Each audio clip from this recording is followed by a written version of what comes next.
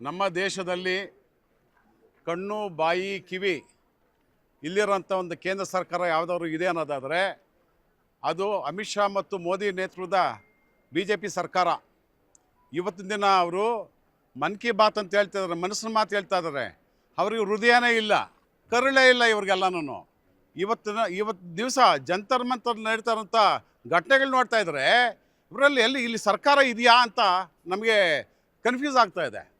ಇವತ್ತಿನ ದಿನ ಅಲ್ಲಿ ಜಂತರ್ ಮಂತರಲ್ಲಿ ಇಡೀ ಯುವ ವರ್ಗ, ವಿದ್ಯಾರ್ಥಿಗಳು, ಪ್ರಜ್ಞಾವಂತರು ಎಲ್ಲ ಸೇರಿ ಒಂದು ದೊಡ್ಡ ಪ್ರೊಟೆಸ್ಟ್ ಮಾಡ್ತಾ ಇದ್ದಾರೆ ಜಂತರ್ ಮಂತರಲ್ಲಿ ಡೆಲ್ಲಿ ಒಂದು ದೊಡ್ಡ ಒಂದು ಕುರುಕ್ಷೇತ್ರ ಆಗೋಗ್ಬಿಟ್ಟಿದೆ ಈಗ.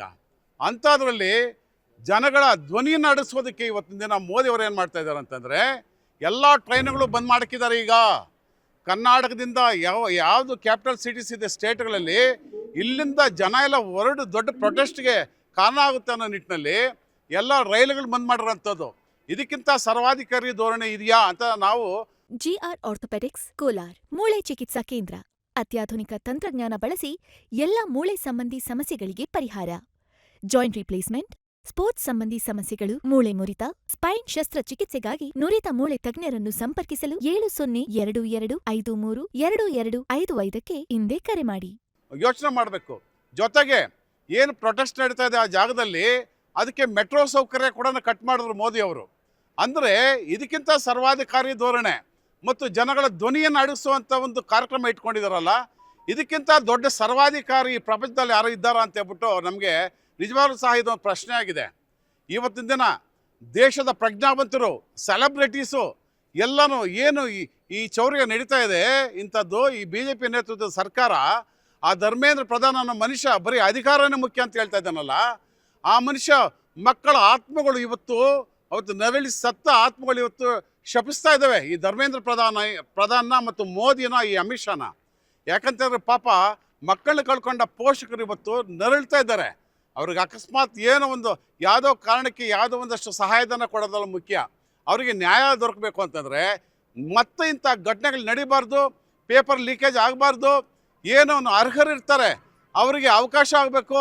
ಇಂಥ ಅರ್ಹತೆಯನ್ನು ಅರ್ಹರಿಗೆ ಕೊಡಲಿ ಕೊಟ್ಟು ಇವತ್ತು ದೇಶದಾದ್ಯಂತ ಒಂದು ಅರಾಜಕತೆಯನ್ನು ಸೃಷ್ಟಿ ಮಾಡಿರೋಂಥ ಮೋದಿ ಮತ್ತು ಅಮಿತ್ ಶಾ ಸರ್ಕಾರಕ್ಕೆ ನಾವು ಧಿಕ್ಕಾರ ಕೂಗ್ತಾ ಇದ್ದೀವಿ. ಹಾಗೇ ಛಾತ್ರೋನ್ ಕಿ ಗೂಂಜ್ ಅನ್ನೋ ಕಾರ್ಯಕ್ರಮ ವಿದ್ಯಾರ್ಥಿಗಳನ್ನ ಉದ್ದೇಶಿಸಿ, ಯುವಕರನ್ನ ಉದ್ದೇಶಿಸಿ ಮಾಡಿದಂಥ ಒಂದು ಐತಿಹಾಸಿಕ ಭಾಷಣ ಏನಿದೆ ನಮ್ಮ ರಾಹುಲ್ ಗಾಂಧಿಯವ್ರದ್ದು, ಅದು ನಮ್ಮ ದೇಶದಾದ್ಯಂತ ನಾವು ಬಿತ್ತರಿಸ್ತಾ ಇದ್ದೀವಿ. ಇದು ಮಕ್ಕಳಿಗೆ ಅವರ ಭವಿಷ್ಯನ ರೂಪಿಸ್ಕೊಳ್ಳೋಕ್ಕೆ ಮತ್ತು ಅವರು ಮುಂದಿನ ದಿನಗಳನ್ನ ಯಾವ ರೀತಿಯಲ್ಲಿ ನಾವು ಬದುಕನ್ನು ಕಟ್ಕೋಬೇಕು ಅನ್ನೋ ನಿಟ್ಟಿನಲ್ಲಿ ಅವ್ರು ಮಾತಾಡಿರೋಂಥ ವಿಚಾರಗಳು ಇವತ್ತು ಜಗತ್ತಿನಾದ್ಯಂತ ಅವರು ತುಂಬ ಒಂದು ಇಂಪಾರ್ಟೆಂಟ್ ಭಾಷಣ ಅಂತ ಹೇಳ್ಬಿಟ್ಟು, ಒಂದು ಪ್ರಾತಿನಿಧಿಕವಾದಂಥ ಭಾಷಣ ಅಂತೇಳಿ ಎಲ್ಲರೂ ಮನಮೆಚ್ಚೋ ರೀತಿಯಲ್ಲಿ ನಡೀತಾ ಇದೆ. ಇವತ್ತು ಕಾಂಗ್ರೆಸ್ಸೇ ಈ ದೇಶದ ದೊಡ್ಡ ಭವಿಷ್ಯ. ಕಾಂಗ್ರೆಸ್ ಇಲ್ಲ ಅಂತಂದರೆ ಇದಕ್ಕೆ ಭವಿಷ್ಯನೇ ಇಲ್ಲ ನಮ್ಮ ದೇಶಕ್ಕೆ. ಜೊತೆಗೇನಂತಂದರೆ ರಾಹುಲ್ ಗಾಂಧಿಯವರು ಎಲ್ಲಿ ಪ್ರಧಾನಿಗಳಾಗ್ಬಿಡ್ತಾರೆ ಅಂತ ಹೇಳ್ಬಿಟ್ಟು ಅವ್ರ ಮೇಲೆ ದೌರ್ಜನ್ಯಗಳು, ಅವನ್ನ ಅಪಹಾಸ್ಯ ಮಾಡ್ತಾರಂಥದ್ದು ಏನೇ ಆಗಲಿ, ಇವತ್ತಿಂದ ಜನ ಎಲ್ಲ ರಾಹುಲ್ ಗಾಂಧಿ ಪರವಾಗಿದ್ದಾರೆ ಮತ್ತು ಕಾಂಗ್ರೆಸ್ ಪರ ಇದ್ದಾರೆ. ಹಾಗೆಯೇ ಇವತ್ತಿನ ದಿನ 120 ಕಡೆ ಅಲ್ವಾ ಸರ್, 140 ಕೇಂದ್ರಗಳಲ್ಲಿ ಇವತ್ತು ನಮ್ಮ ಛಾತ್ರೋನ್ ಕಿ ಗೂಂಜ್ ಕಾರ್ಯಕ್ರಮದ ಒಂದು LED ಸ್ಕ್ರೀನ್ ಮೇಲೆ ಅವರ ಭಾಷಣ ಪ್ರದರ್ಶನ ಮಾಡ್ತಾ ಇದ್ದೀವಿ. ಏಕಕಾಲದಲ್ಲಿ ದೇಶದಾದ್ಯಂತ ನಾವೆಲ್ಲ ಇದು ನಡೆಸ್ತಾ ಇದ್ದೀವಿ.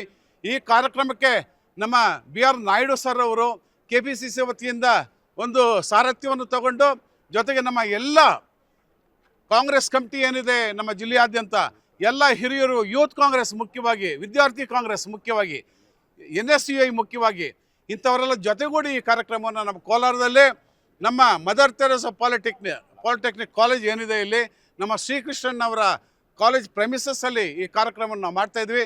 ಇದೊಂದು ಯಶಸ್ವಿ ಕಾರ್ಯಕ್ರಮ ಆಗುತ್ತೆ. ವಿದ್ಯಾರ್ಥಿಗಳೆಲ್ಲ ಜಮಾಯಿಸ್ತಾ ಇದ್ದಾರೆ. ಅವರು ನಿಜವಾಗ್ಲೂ ಸಹ ಒಂದು ನಮ್ಮ ರಾಹುಲ್ ಗಾಂಧಿ ಅವರ ಭಾಷಣದಿಂದ ಒಳ್ಳೆ ಮಾರ್ಗದರ್ಶನ ಸಿಗುತ್ತೆ ಅಂತ ಹೇಳ್ತಾ ನನ್ನ ಅನಿಸಿಕೆಗಳನ್ನ ಹೇಳ್ತಾ ಇದ್ದೀನಿ. ನಮಸ್ತೆ.